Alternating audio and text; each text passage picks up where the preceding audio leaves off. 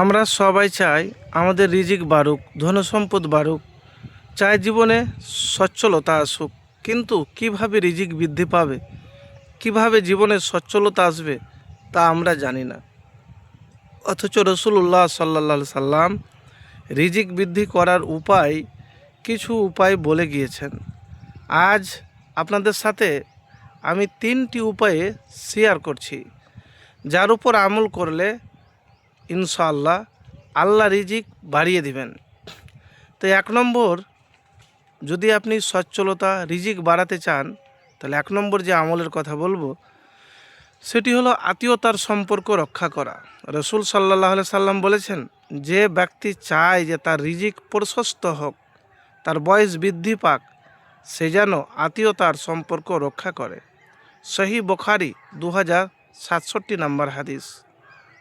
আত্মীয়তার সম্পর্ক মানে শুধু ঈদে দেখা করা নয়, নিয়মিত খোঁজ খবর নেওয়া, প্রয়োজনে সাহায্য করা, তাদের জন্য দোয়া করা, এসবই এর অন্তর্ভুক্ত।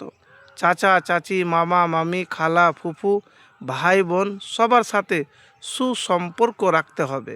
মোবাইলে একটা ফোন দিন, কুশল জিজ্ঞেস করুন। এই ছোট্ট আমলই আপনার রিজিক ও বয়স দুটোই বাড়িয়ে দিবে, হাদিস থেকে প্রমাণিত। প্রিয় দর্শক মণ্ডলী, দ্বিতীয় যে আমলের কথা বলবো সেটি হলো ইস্তেগফার। নিয়মিত ইস্তেগফার করা, ক্ষমা চাওয়া।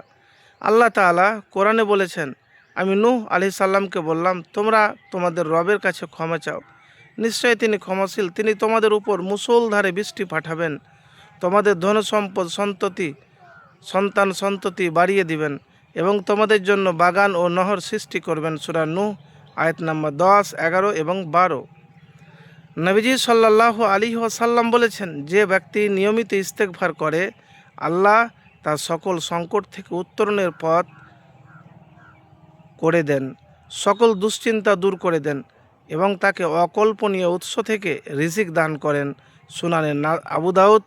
তো প্রতিদিন 100 বার নিয়মিত ইস্তেগফার পাঠ করুন, যে কোনো সময়ে, হাঁটতে হাঁটতে, গাড়িতে বসে, কাজের ফাঁকে এবং সব সময়তে আপনি ইস্তেগফার পাঠ করবেন।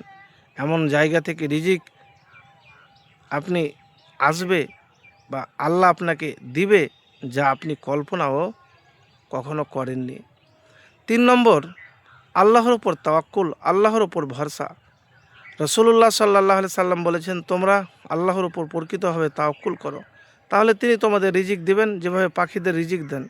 তারা সকালে খালি পেট বের হয় এবং সন্ধ্যায় ভরা পেটে ফিরে আসে। সুনানে তিরমিজি হাদিস নাম্বার 2344। তার তাওয়াক্কুল মানে কাজ ছেড়ে বাসায় বসে থাকা নয়। সকালে পাখিরাও বের হয়, খোঁজ করে, কিন্তু তারা জানে রিজিক দাতা একমাত্র আল্লাহ। আপনিও চেষ্টা করুন, পরিশ্রম করুন, কিন্তু ভরসা রাখুন শুধু আল্লাহর উপরে।